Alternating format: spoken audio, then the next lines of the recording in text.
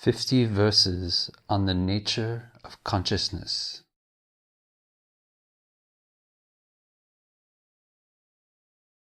Mind is a field in which every kind of seed is sown.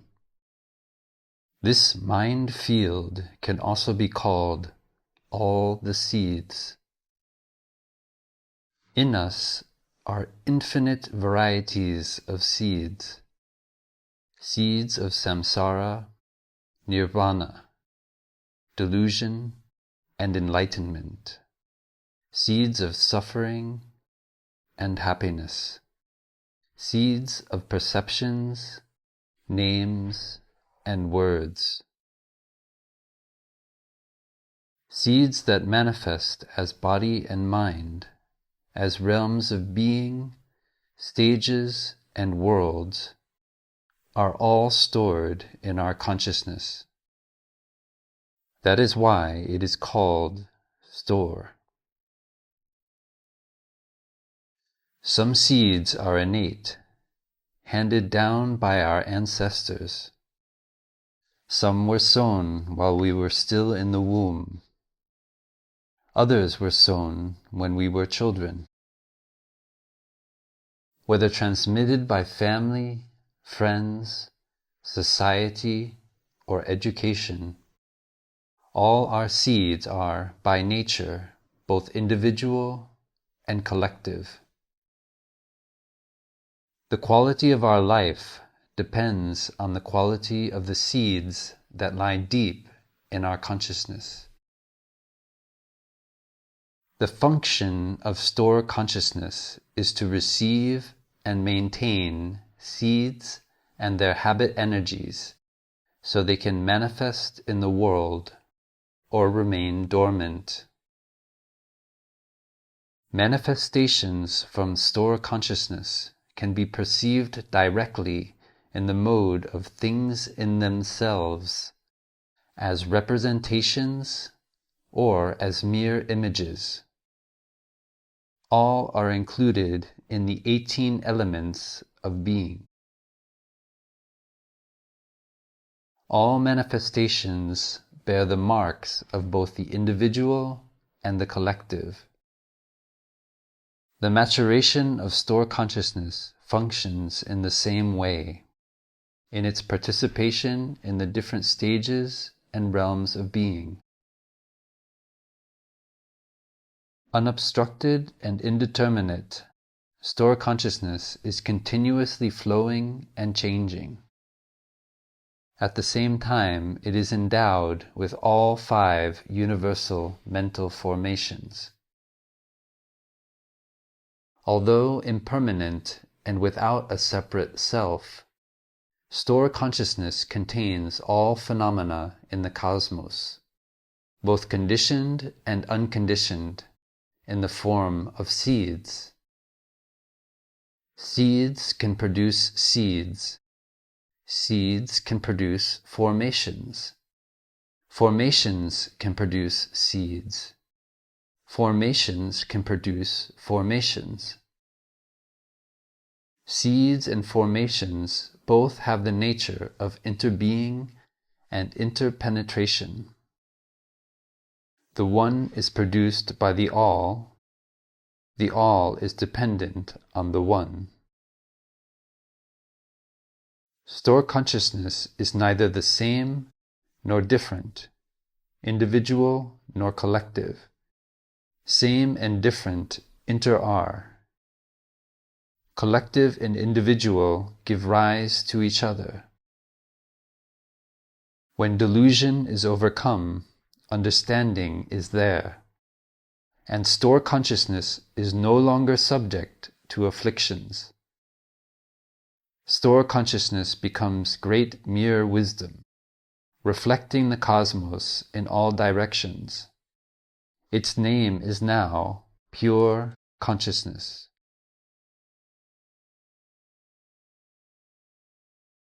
Seeds of delusion give rise to the internal formations of craving and afflictions.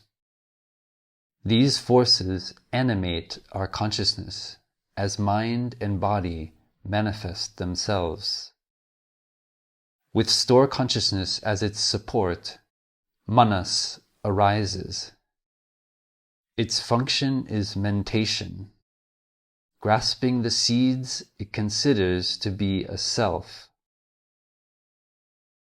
The object of manas is the mark of a self found in the field of representations at the point where manas and store consciousness touch.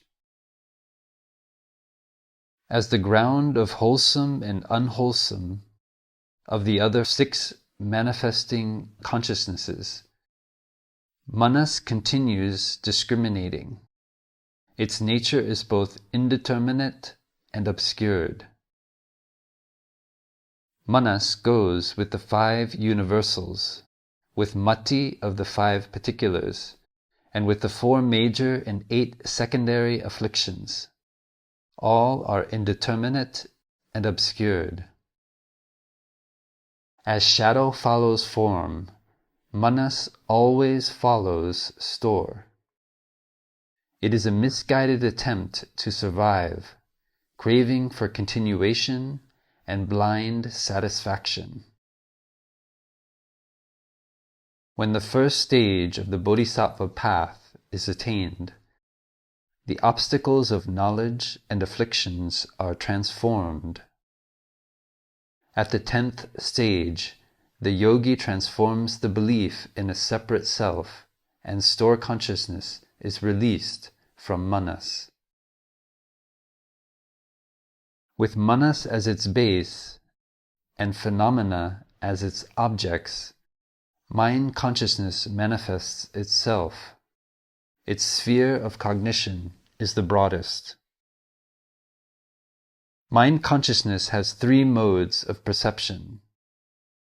It has access to the 3 fields of perception and is capable of having 3 natures. All mental formations manifest in it: universal, particular, wholesome, unwholesome, and indeterminate. Mind consciousness is the root of all actions of body and speech. Its nature is to manifest mental formations, but its existence is not continuous. Mind consciousness gives rise to actions that lead to ripening. It plays the role of the gardener, sowing all the seeds. Mind consciousness is always functioning, except in states of non-perception, the 2 attainments, deep sleep, and fainting or coma. Mind consciousness operates in 5 ways, in cooperation with the 5 sense consciousnesses, and independent of them, dispersed, concentrated, or unstably. Based on mind consciousness, the 5 sense consciousnesses, separately or together with mind consciousness, manifest like waves on water. Their field of perception is things in themselves. Their mode of perception is direct. Their nature can be wholesome, unwholesome, or neutral. They operate on the sense organs and the sensation center of the brain. They arise with the universal, particular, and wholesome, the basic and secondary unwholesome, and the indeterminate mental formations. Consciousness always includes subject and object, self and other, inside and outside, are all creations of the conceptual mind.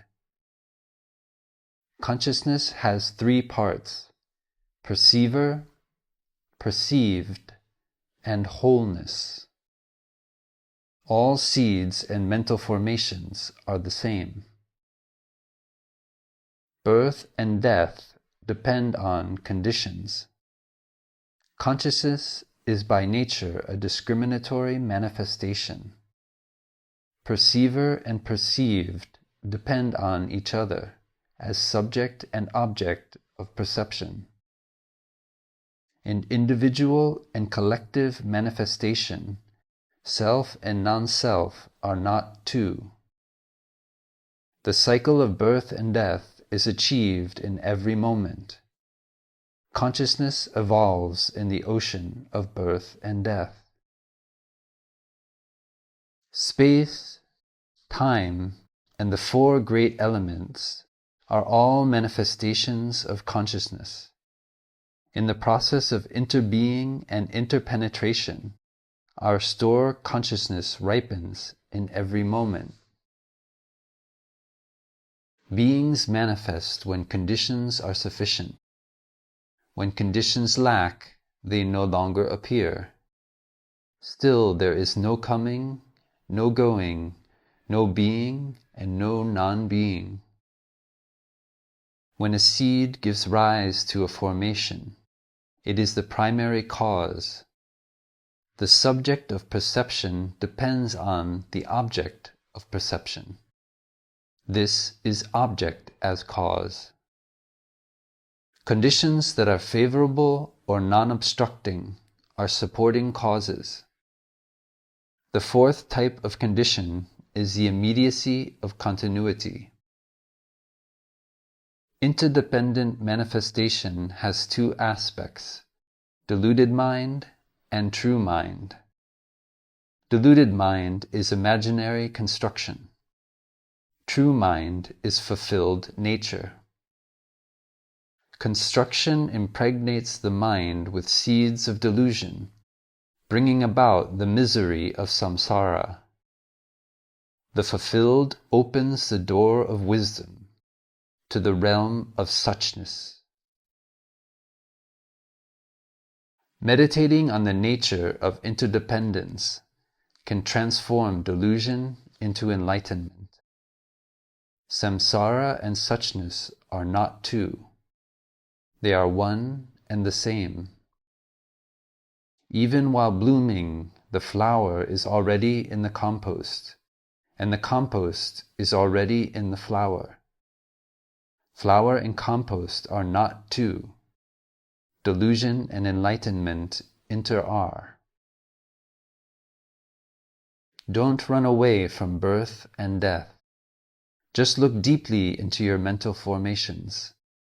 When the true nature of interdependence is seen, the truth of interbeing is realized.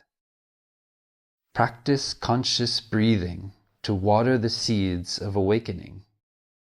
Right view is a flower blooming in the field of mind consciousness. When sunlight shines, it helps all vegetation grow. When mindfulness shines, it transforms all mental formations. We recognize internal knots and latent tendencies so we can transform them. When our habit energies dissipate, transformation at the base is there. The present moment contains past and future.